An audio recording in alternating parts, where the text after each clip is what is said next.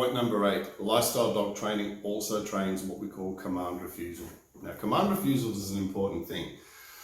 So I don't know where you live, it's the same problem, but in Australia, a lot of dogs get stolen and they get used for dog fighting, which is a disaster, absolutely appalling, and I don't encourage it at all.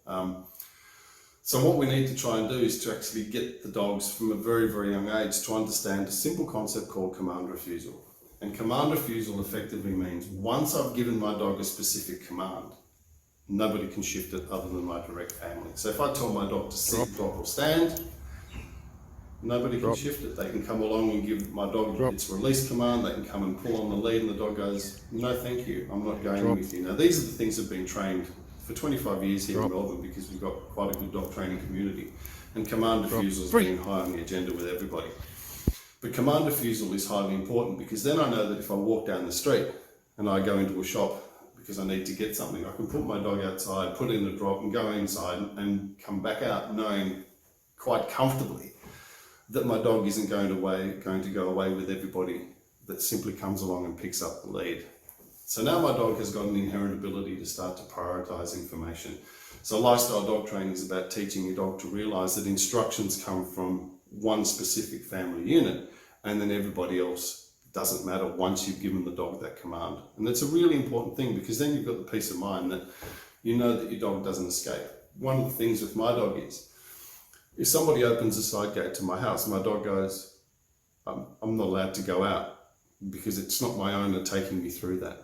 So there's lots of scenarios that we can actually train that are very, very specific that enhance this command refusal, and we can make it again situation specific, like I said in the first point, that we can start to tailor the control levels in the dog to resist all of these other distractions. Point number 9, lifestyle dog training also trains food refusal.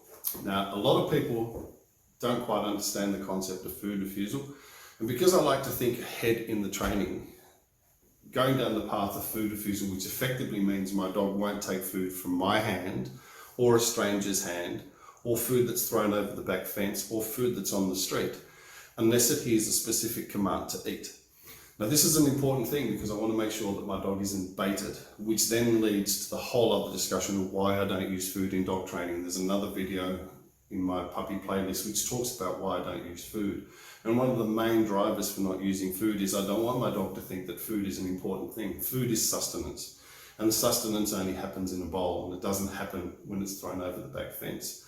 So the problem with a lot of people is their dogs are highly fixated with food, and if they find a bit of food when you're going for a bit of a walk, they'll most likely scavenge it. And that food could be poison, it could be baited. Now there are people that break into people's homes and they see somebody in the house with a German Shepherd, so they might throw a piece of baited meat into the backyard and the dog will eat it and they wait for the dog to die or get sick and then they come in and burgle your house. That's not cool. So what I want to do with getting people to understand lifestyle dog training is that part of the process that we do is to actually make the dog realize that food doesn't happen outside the bowl. So then you've got peace of mind knowing that it will never take food from a stranger. It will never take food thrown over your back fence. And it will never scavenge food in the footpath. That's a really practical day-to-day thing. But there's a darker side to this. If you've got a dog that's fixated with food, and it's jumpy and it's impulsive and it's doing all of these crazy behaviors, and you've got a little girl that's walking down the street with an ice cream in its hand, and it takes a lick, and your dog potentially might like ice cream, it might jump up and try and take the ice cream out of the kid's hand.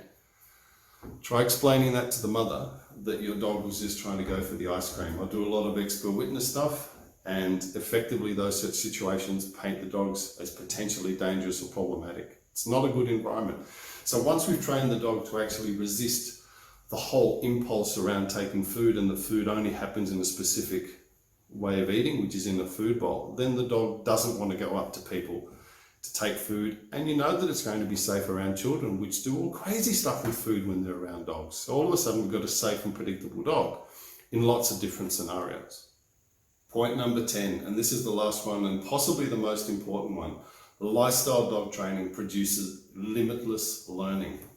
Really important thing. So what I mean by this is, if you take traditional dog training, for example, most people would go to an obedience training center that's effectively competition based, so the dogs learn how to heel really, really well, or they might do a predetermined scent routine, or they might just do, I don't know, some crazy obedience patterns.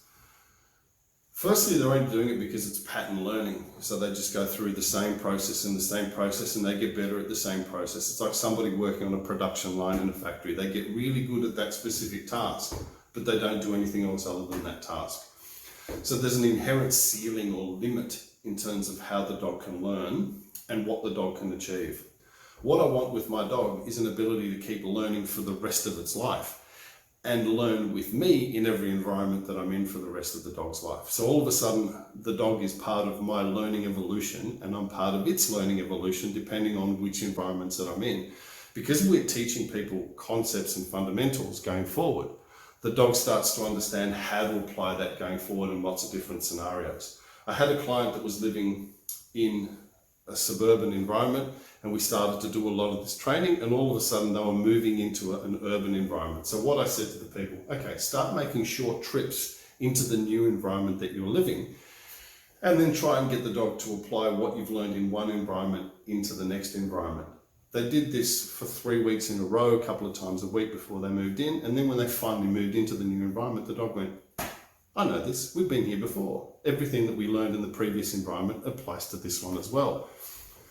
So now we've actually started to apply learning in lots of different situations, and the dog goes, this is really cool. Everything that I've done in the past consolidates going forward. So dog training, lifestyle dog training, produces limitless potential to keep the dog learning in multiple scenarios, as opposed to a rigid, fixed training methodology that's effectively just in a training paddock.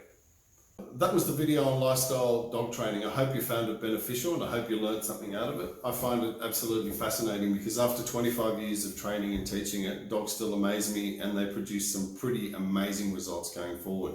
So if you have any questions at all about anything that I've raised in this video, please feel free to leave me a comment and I'll get back and answer you. If you've had situations where you might have done some similar dog training to this, great.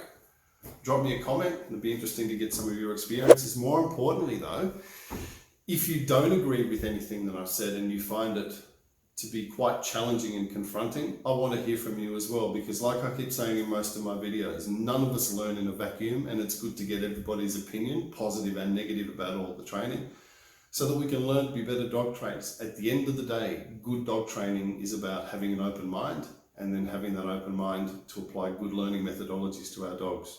Hope you found it interesting, folks. Thanks again for your time.